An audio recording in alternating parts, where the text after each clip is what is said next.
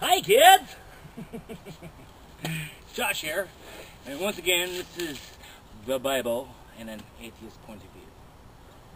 Where I, the atheist, am reading from the New International Version of the Bible from cover to cover, one chapter at a time, one chapter per video.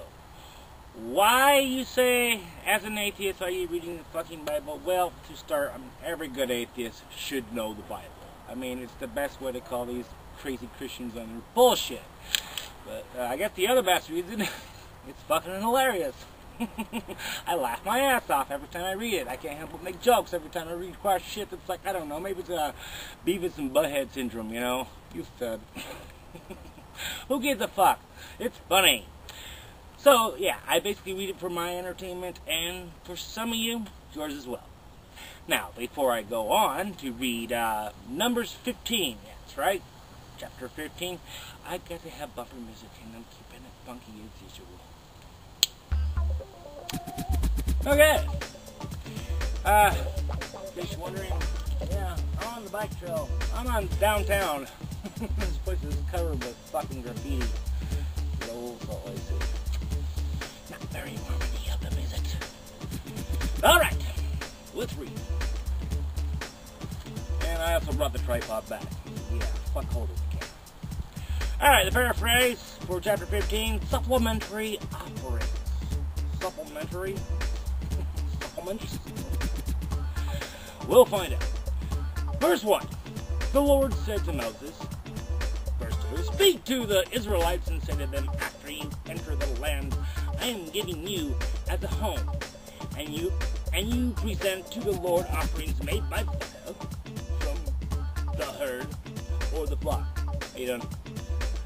As an aroma pleasing to the Lord, whether burnt offerings or sacrifices or special vows, or freewill offerings or festival offerings. Verse 4, then the one who brings his offering shall present to the Lord a grain offering of a tenth of an ephah.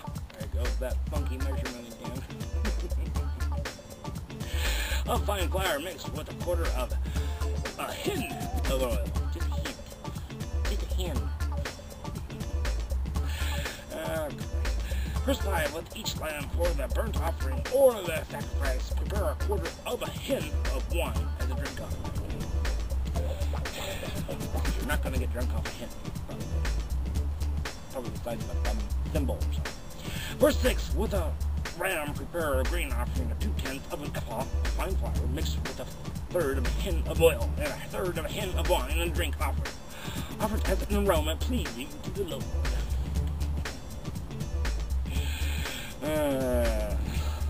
You just offer the Lord a doobie.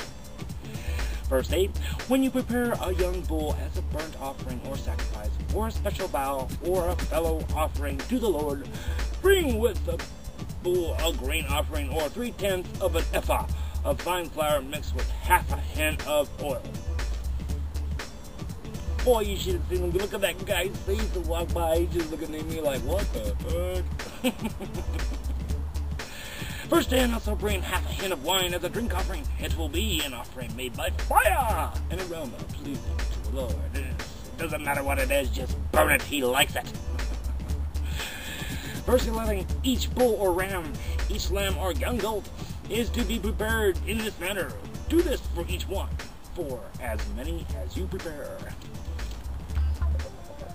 Okay, get interesting, please. Verse 13, everyone who is native born must do these things in this way when he brings an offering made by fire as an aroma pleasing to the Lord. Alright, you've made your fucking point. He likes fire. Verse 14, for the generations to come, whenever an alien or anyone living among you presents an offering made by fire as an aroma pleasing to the Lord, he must do exactly as you do. Verse 15, the community is to have the same rules for you and for the alien living among you. This is the lasting ordinance for the generations to come. It's also boring as fuck to read. You and the alien shall be the same before the Lord. Verse 16, the same laws and regulations will apply both to you and to the alien living among you. Well, fucking A. Verse 17, the Lord said to Moses, "Speak to the Israelites, say to them, when you enter the land to which I am taking you, and you eat food of the land, present a portion as an offering to the Lord." Dude, you want a bite of my sandwich, God? Verse 20, present a cake from the first of your ground meal and present it as an offering from the threshing floor. Threshing. What the fuck is that supposed to mean? Threshing. Are they having earthquakes constantly? I mean, what? Verse 21, throughout the generations to come, you are to give this offering to the Lord from the first of your ground meal. Alrighty then. God, how about my sandwich?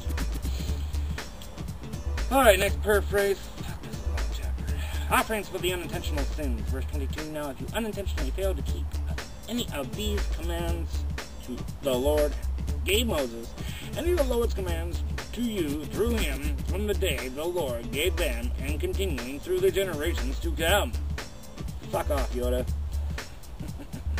Verse 24, and if this is done unintentionally without the community being aware of it, then the whole community is to offer a young bull for a burnt offering as an aroma pleasing to the Lord, because they love that burn shit. Because God is one sick, twisted, megalomaniacal motherfucker. Along with its prescribed grain offerings and drink offerings, and a male goat for a sin offering. Of course. I'll throw some chickens, dogs, and cats in there too. Fuck it. Verse 25, the priest is to make atonement for the whole Israelite community, and they will be forgiven. For it was not intentional. It was an accident. And they have brought to the Lord for the wrong an offering made by fire and a sin offering. Verse 26, the whole Israelite community and the aliens living among them will be forgiven, because all the people were involved in the unintentional wrong. It was an accident, the unintentional. Get the fuck out of here. Unintentional. I unintentionally sinned against you. Verse 27, but if just one person sins unintentionally, then only one person had an accident. He must bring a year-old female goat for a sin offering. A year-old female goat, even. Let's kill somebody. Again.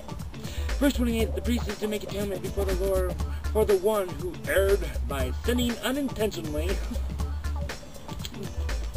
That's so fucking retarded. Unintentionally, of course. We've never intentionally sinned. And when atonement has been made for him, he will be forgiven. One and the same law applies to everyone who sins unintentionally. Whether he is a native-born Israelite or an alien. Verse 30. But anyone who sins defiantly, whether a native-born or alien, blasphemies the Lord. And that person must be cut off from his people, because he has despised the Lord's word and broken his commandments. That person must surely be cut off. His guilt remains on him. Surely. Cut him up. Do it now, cut. Alright, next paraphrase. The Sabbath breaker put to death. Oh, fuck, isn't that nice? You'll love this fucking paragraph. Yeah. Verse 32, while the Israelites were in the desert, a man was found gathering wood on Sabbath day.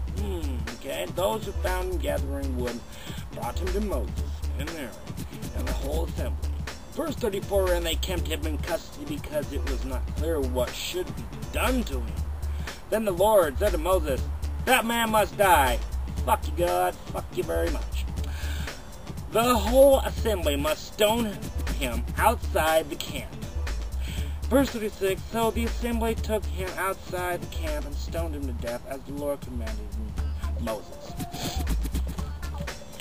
We're picking up firewood! Fuck it. Stupid. Oh, I totally lost my place. Never mind, I just found it. Okay.